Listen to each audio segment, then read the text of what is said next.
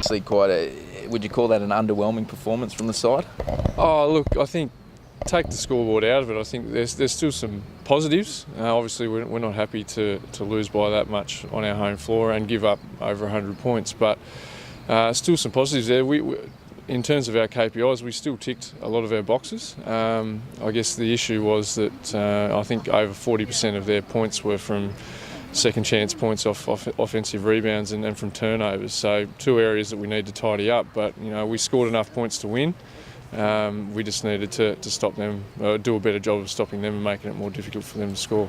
It's always going to be tough without Smart and Shear as well. Yeah, of course. Yeah, I think not having Britt in the lineup, we planned to have her, and I guess the injury really threw out our preparation.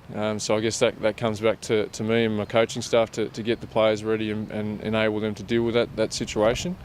And obviously Kathleen and Britt are both probably our most talented scorers as well. So that changes things when you need a basket and not having those two players in the lineup. But still got absolute faith in the group that we've got, whether those two are there or not, that we can compete. It was just a shame that Kilsyth came down, who were a very good team, and had a weekend out of the box. So I think shot over 55% from the three against us, and pretty similar the next night against Launceston. So they're going to be pretty tough to beat if they play that way against anyone. So is Britt back this week?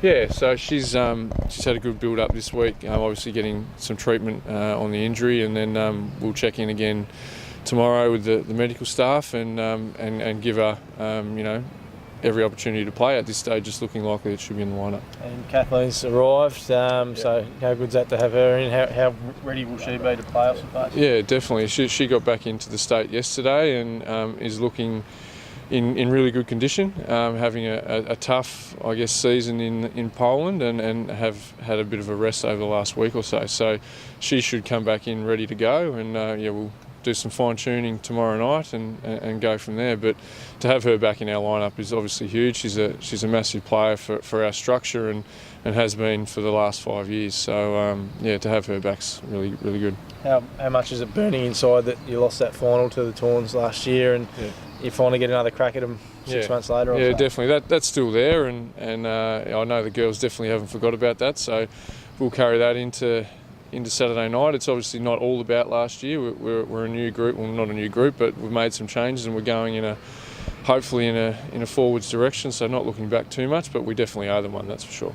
Michaela and Lauren playing for the teams? No, my understanding is that they're still fulfilling their commitments in Europe, so they might still be a couple of weeks away. Yeah. Game you should win then if you got your full team out there.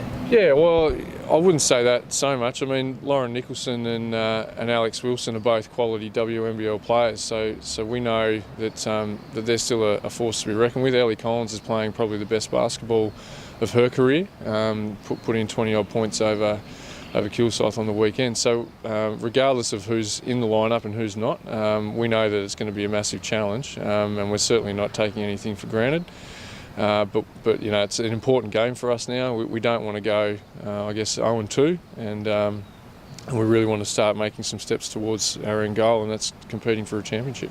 Is it almost round one again for you, given these two players coming in, and we saw what happened with the boys last week? Yeah, definitely. I think it's kind of, obviously we're disappointed about last week, and it's not something that we, don't take any notice of. We need to learn from the mistakes that we made, but I think it's a situation where you look at it, get the positives and negatives out of it, draw a line through it and move on, and that's what we're doing this week.